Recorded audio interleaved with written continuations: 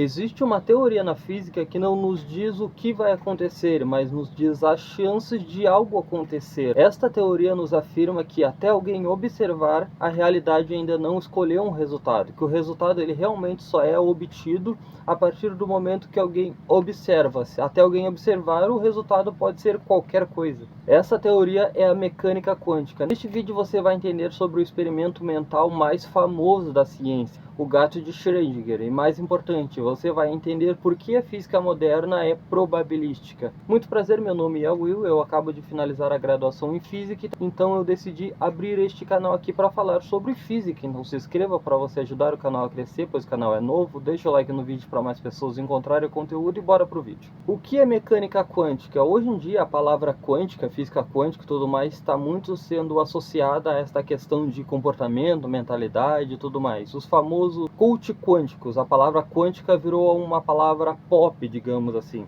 Mas a física quântica de verdade não tem nada a ver com isso. A física quântica é justamente a parte da física que estuda o comportamento das coisas pequenas, os elétrons, os fótons, os átomos. Então a mecânica quântica ela é justamente isso, que é a parte da física que estuda como as coisas pequenas se comportam. E neste mundo microscópico, as regras são completamente diferentes das do nosso dia a dia. Na mecânica clássica, na física clássica em geral, você sabe tudo sobre um sistema, então você consegue prever o futuro daquele sistema.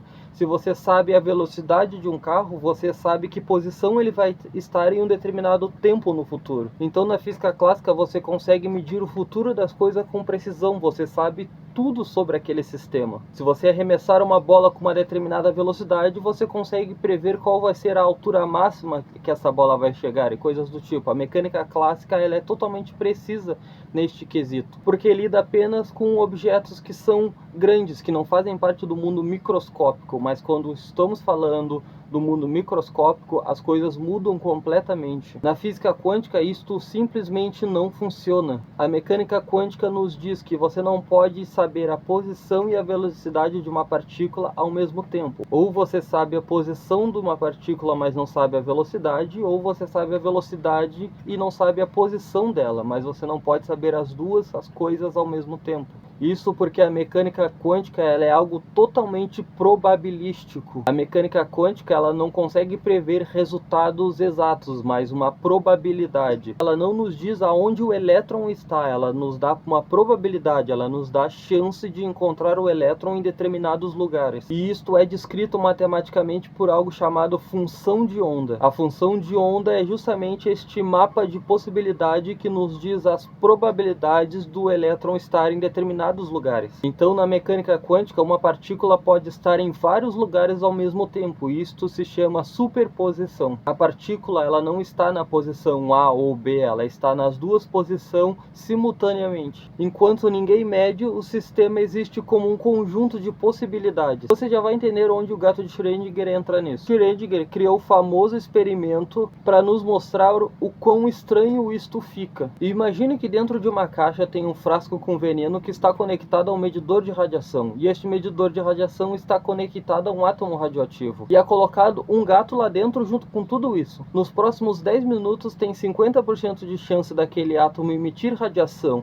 Se isso acontecer, ele vai disparar o medidor de radiação que vai liberar veneno e acabar matando aquele gato. Enquanto você não abre a caixa, tem 50% de chance disso acontecer e 50% de chance disto não acontecer. Enquanto você não abre a caixa e observa o que tem lá dentro, o gato está numa superposição. Ele está no que nós falamos sobre o gato estar vivo e morto ao mesmo tempo. Ou seja, enquanto não abrirmos a caixa e observarmos de fato qual é aquele resultado, o gato está numa superposição, em que ele está vivo e morto simultaneamente. Mas quando você observa, acontece algo interessante, a função de onda colapsa. Todas as possibilidades desaparecem e apenas uma realidade é mostrada. Ou seja, enquanto você não observa, existe uma nuvem de probabilidade do gato estar vivo e estar morto ao mesmo tempo. A mecânica quântica ela não nos diz qual resultado vai aparecer, ela nos dá as chances de cada um aparecer, ela nos dá a probabilidade de cada um. Vamos voltar para o elétron. A mecânica quântica ela nos dá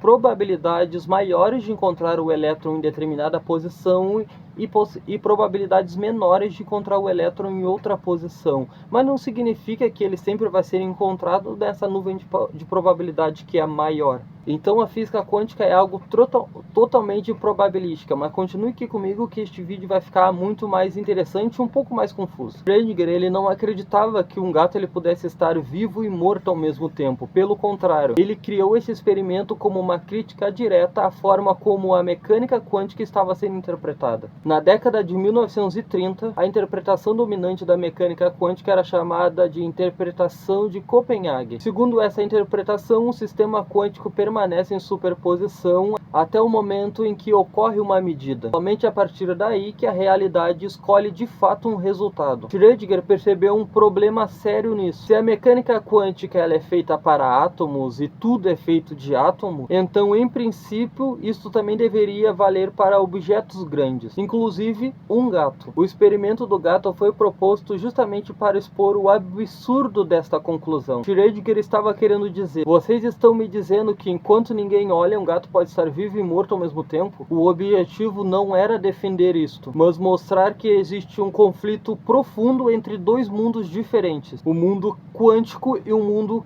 clássico. No mundo quântico, superposição faz realmente sentido, mas no mundo clássico não faz sentido, justamente porque no mundo clássico não tem como uma partícula estar em duas posições ao mesmo tempo. Um carro não pode estar em duas posições ao mesmo tempo. Você não pode estar em duas posições ao mesmo tempo. Então, no mundo clássico, esta ideia de superposição é algo totalmente impossível. Então, a mecânica quântica e a mecânica clássica são duas coisas que estão falando de mundos diferentes. Uma fala sobre coisas extremamente pequenas, enquanto outra já fala de coisas grandes. Lembrar que Schrödinger ele não estava sozinho nessa discussão. Alguns dos maiores cientistas da época também discutiam sobre o que a mecânica quântica realmente significa. Um destes cientistas era Niels Bohr, um dos responsáveis pela criação da mecânica quântica e também defensor da interpretação de Copenhague. Para Niels Bohr, a pergunta o que a partícula realmente é não faz o menor sentido. Segundo a interpretação de Copenhague, não existe realidade definida antes da medição. Um sistema quântico não possui propriedades bem definidas, assim como temos na mecânica clássica. A física quântica ela não descreve a realidade em si, ela descreve o que a realidade pode medir, as possibilidades que a realidade pode medir sobre aquele sistema. Então, para Niels Bohr, o gato não era o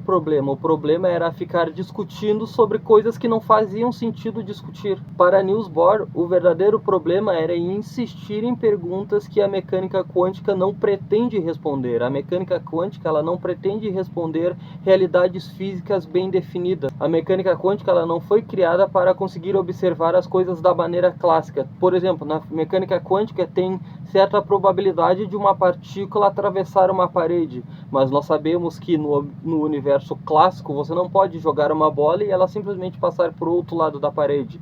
Mas com as partículas extremamente pequenas, como elétrons, por exemplo, isto é possível. Então são dois mundos completamente diferentes. Então, para Niels Bohr ficar insistindo nessas perguntas eram coisas que não faziam o menor sentido. E no meio disso tudo também tinha outro cientista que você também já deve ter ouvido falar muito, que é Albert Einstein. Foi neste momento que surgiu a famosa frase de Einstein que é: Deus não joga dados com o universo. Para Einstein, a mecânica quântica era uma teoria incompleta, porque ele não acreditava nesta questão de probabilidade. Para ele, a realidade tinha que ser coisas definidas, teria que encontrar resultados definidos, e não encontrar somente probabilidades, possibilidades de encontrar. Então ele via isto como uma teoria incompleta. Então foi aí que surgiu essa famosa frase dele de que a realidade não pode ser algo probabilístico, tem que ser algo que faça sentido. As contas matemáticas têm que nos dar um resultado concreto. Então Einstein simplesmente odiava esta ideia da mecânica quântica. Para ele, o universo ele não poderia ser probabilístico. Então Einstein acreditava que existia variáveis ocultas, informações que ainda nós não conhecíamos e coisas do tipo, para ele acreditar que a mecânica quântica era uma teoria incompleta ainda. John von Neumann foi quem formalizou matematicamente o problema. Ele mostrou que, segundo a teoria, o colapso da função de onda não pode ser explicado pelas próprias equações quânticas. Ou seja, a mecânica quântica ela descreve a superposição, mas ela não explica por que desaparece quando nós nós a observamos. Ou seja, depois que você consegue medir realmente e descobrir aonde o elétron está, todas as outras probabilidades desaparecem. A mecânica quântica não consegue dizer por que as outras probabilidades desaparecem. E isto parecia ser algo externo da função. A mecânica quântica ela é algo que funciona super bem. Podemos encontrar o funcionamento dela em lasers supercondutores, ressonância magnética. Essas máquinas exploram justamente a superposição e a probabilidade. Então a mecânica quântica ela não só funciona, como ela está totalmente conectada com várias coisas que você conhece do seu dia a dia. Se inscreva no canal se você ainda não fez isso, deixa o like no vídeo para mais pessoas encontrarem o conteúdo e até o próximo vídeo. Tchau, tchau.